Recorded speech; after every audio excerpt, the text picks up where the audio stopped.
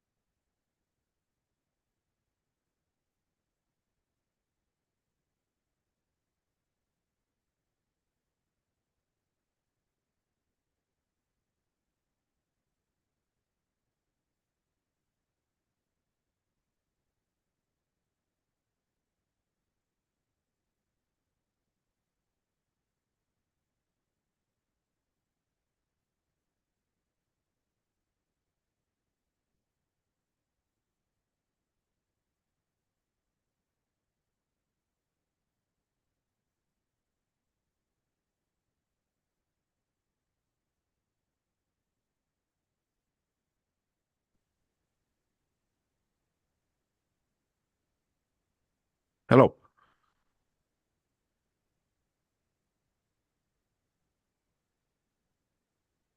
Okay, video.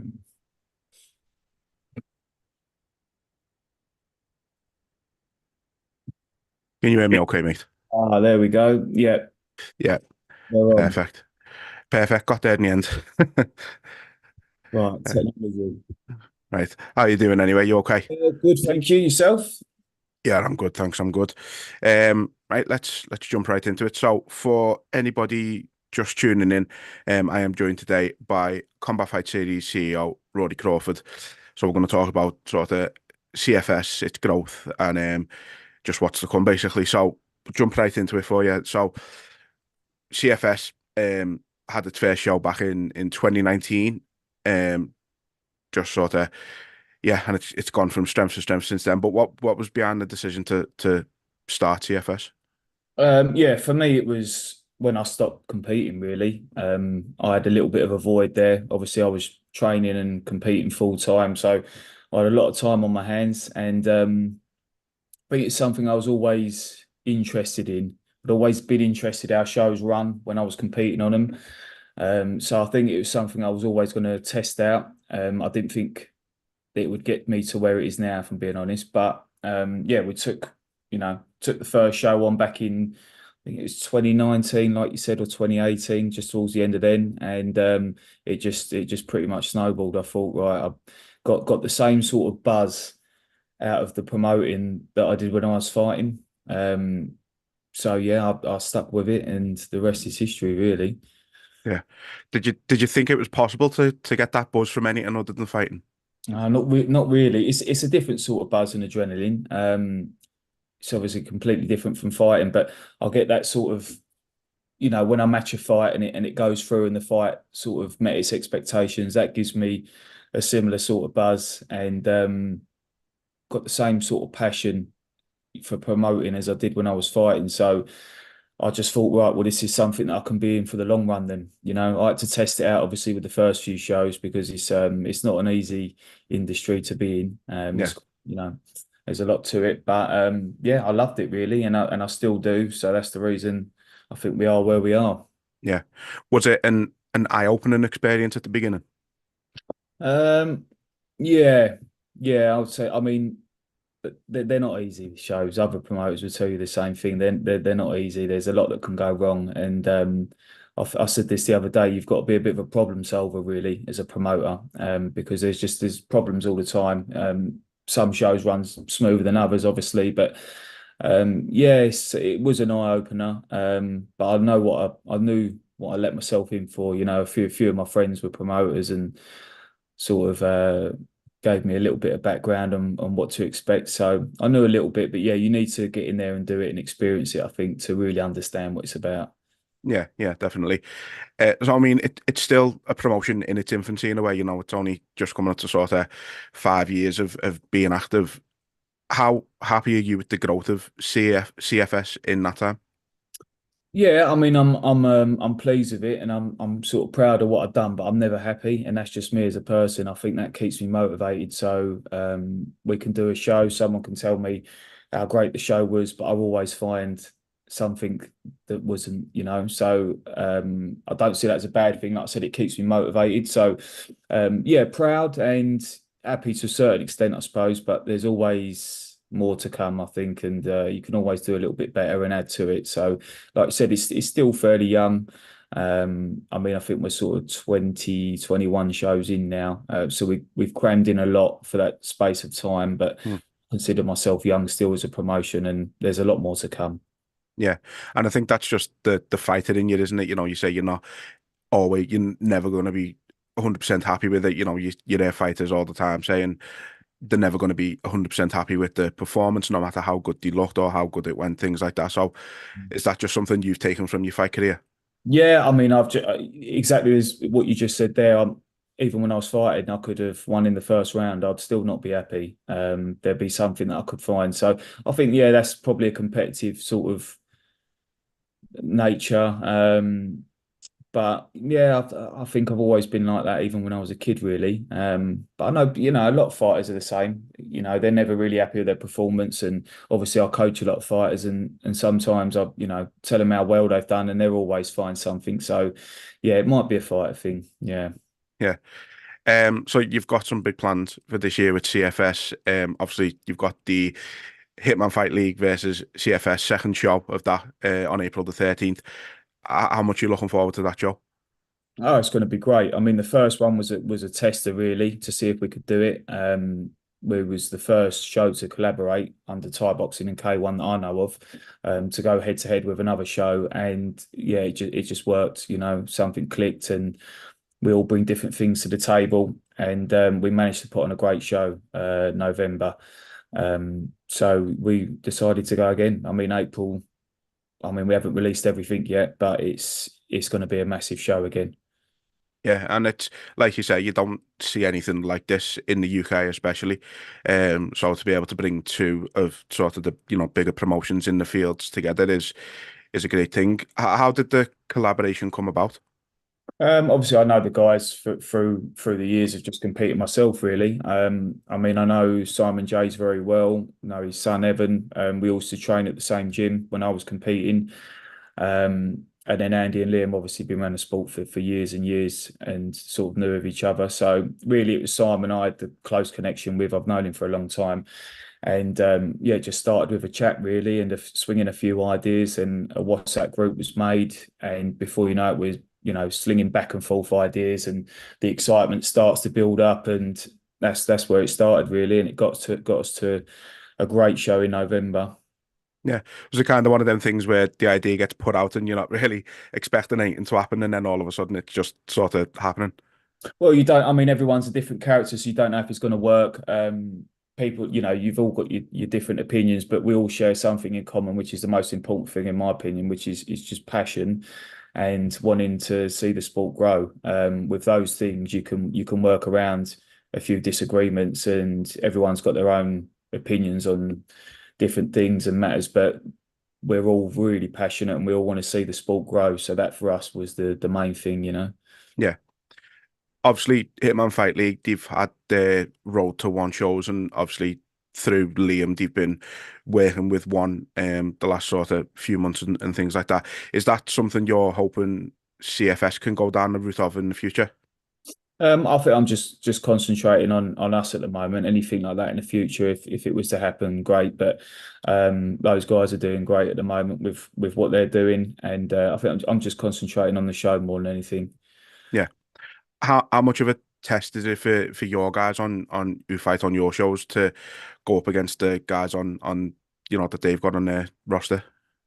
Yeah, I mean, we sort of structure it where I think last show we had six of our fighters against six of theirs, and we've got roughly the same on the April one. So, yeah, I mean, look, it is what it is. It's when you match those fights, a lot of them are 50-50 fights anyway. So they're all really evenly matched. So you don't really know. Anything can happen, and just depends on the fight, really. We've released two of the fights so far for teams. I mean, the top one would be the Andy Turtland versus Luke Whelan, and that's a bit of a grudge match. It's a rematch, and those two guys really don't like each other, and they're going back and forth. So that's a really interesting one. So, those sort of fights that are pretty much 50-50, you can never tell until the day. There was a few shocks and upsets on the last CFS versus Hitman, so you never really know. Yeah, yeah.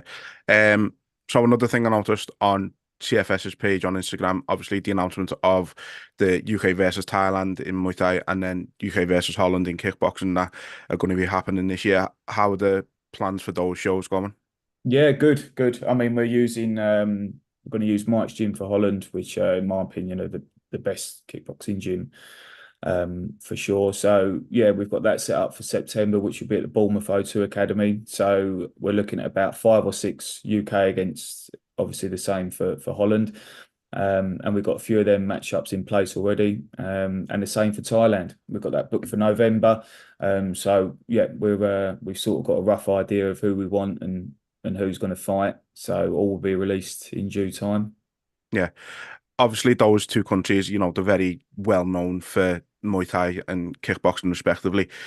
How, again, like, how big of a test is it for those who end up on the cards to be fighting people who it's sort of, you could say it's sort of in their blood in a way.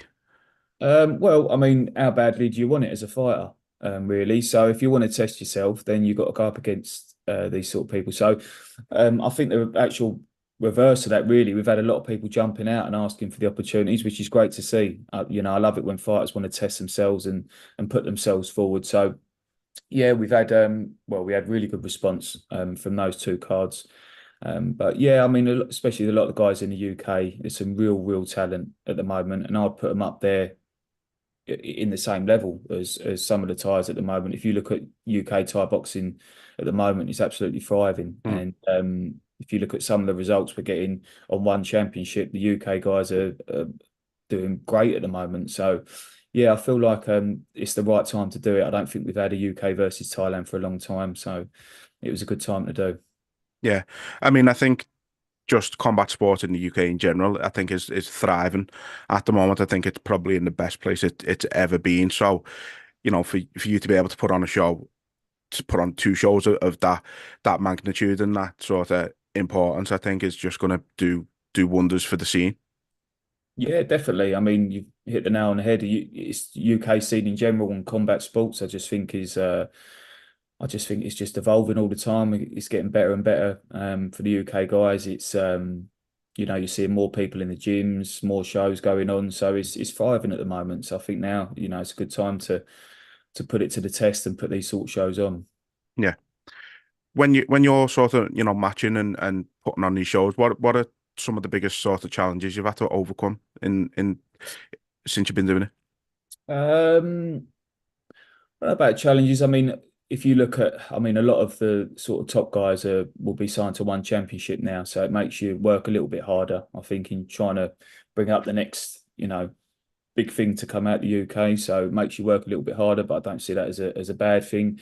But there's always, problems when you're matchmaking. Fights can pull out, and then you've got to have, people on that you could think could be a good standby fight and a bit of a good phone book, really, more than anything. But there's always a few problems. But I would definitely say at the moment, where the UK scene's thriving at the moment, the amount of fighters we get through is great. It's so many gyms that support us regularly, which is great. But yeah, there's just so many fighters at the moment, which is fantastic to see. If you go back sort of 10, 15 years ago, it wasn't at the sort of numbers that we're seeing now. It's really grown. Yeah, yeah, definitely. Have you got, obviously I know you've had CFS boxing in the past. Is there any plans to add a MMA branch to CFS in the future, maybe? I think at the moment it's just concentrating on what we're doing. My passion has always been with Thai boxing and K1, so that's where we're at the moment. But in the future, who knows? Who knows? Yeah. And any plans for CFS boxing to make it a turn, or is that done for No, the that's time being? that's nothing. That's actually nothing to do with me. Oh, is it not? Yeah, so that's separate. So yeah, I don't really know what's happening in that, but just for us, the Thai boxing and K1, that's all we're sort of concentrating on at the moment. Yeah, fair enough. Um, so obviously you mentioned before, you're a coach at the Combat Academy as well. How good's the team in there at the moment? Yeah, got some good fighters coming through. Few people that you'll see regularly on CFS like Tom Kirk. He's probably the man at the moment. He's 8-0 undefeated as a pro, and he's fighting very regularly. So he's one to watch at the moment. He'll be on the April card, and if he had it his way on every single card, he would fight every Saturday. So yeah, he's a good one to watch. But they've got a good boxing team there. They've got jiu-jitsu guys down there. So it's busy down there. It's good. Yeah. What's the most enjoyable part of being a coach for you? I just think seeing the guys progress really. As a coach, it's weird. I always I get more nervous when I corner someone than I did when I was fighting. But I think that's quite normal with a lot of coaches because it's sort of out of your control really once they get Mm, in. So um, yeah, I mean, like I said, we've got some good fighters coming through, and just seeing them. I like taking a guy from sort of N class level and then bringing him up through C class, B class, A class, and seeing that evolution. Sometimes that's a bit more rewarding than sort of taking someone that's sort of already established. I quite like seeing the growth in a fighter. So yeah, there's a lot of rewards from coaching. I love coaching. I don't get to do it as much now because of obviously the promoting. So I'm limited to how much I coach, but I've still got a few of the fighters that fight on the shows. I'm just at a stage now where I have to put a lot more time into the shows where we're just doing so many. yeah. Yeah. So, like for this year, then obviously you've got the two, you've got Fight League versus CFS, and then you've got the Thailand and the Holland shows. How many more shows on top of those three are you looking to do this year? So our schedule at the moment, we've got 8 shows. Right. So we do a road to CFS. We've got one at York Hall. We've got the CFS versus Hitman. We've got Bournemouth O2 Academy that we use twice a year. So yeah, we've got 8 shows, which is a lot. It's a lot for a UK show to put on. I think last year we done 6 or 7, so it's an extra couple from last year. So it's pretty much a full-time job. I think some people might not realise it, but it's a full-time job. You don't just sort of get there on the Saturday and it's everything's set up ready to go. It's just the weeks and weeks and Hmm. months, endless, phone calls and setting up and all the other bits of headache that come with it. So yeah, it's pretty full on this year. Yeah. Are you planning on bringing any shows further up north in the future? Like, obviously up the north, we have got some great fighters in Thai boxing and kickboxing as well. Like you know, there's some opportunities up here as well. But any plans for bringing a show up north? Not at the moment, not at the moment, but there's some, yeah, look, there's some great talent. up north. We've had a lot of fights from up north come down and compete on the show. So I think there's some good shows up there at the moment, and they're doing well. So yeah, we're just sort of staying around our area at the moment, around the London area.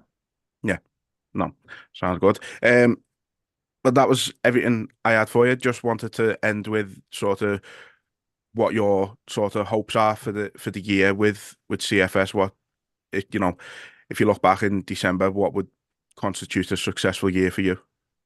I think it's just to keep growing and keeping the ideas coming. I always try and come up with different things. I didn't want to just sort of put on a show and then that's it. I wanted to come up with different ideas, the collaborations, the getting the UK versus Holland and Thailand shows, and I've got loads of little. My brain's always ticking. It just never switches off. So, I'll be doing one show and then I'm already thinking about the next one after that, the one after that. So my brain's always ticking, looking for different things. So I just want to keep pushing the boundaries and coming up with new exciting stuff where people want to come and watch it. Yeah, absolutely. Well, Roddy, thank you very much for your time. I know, as you said, it's a full-time job, so I know you're a busy man. Oh, So really appreciate you taking the time out to have a chat.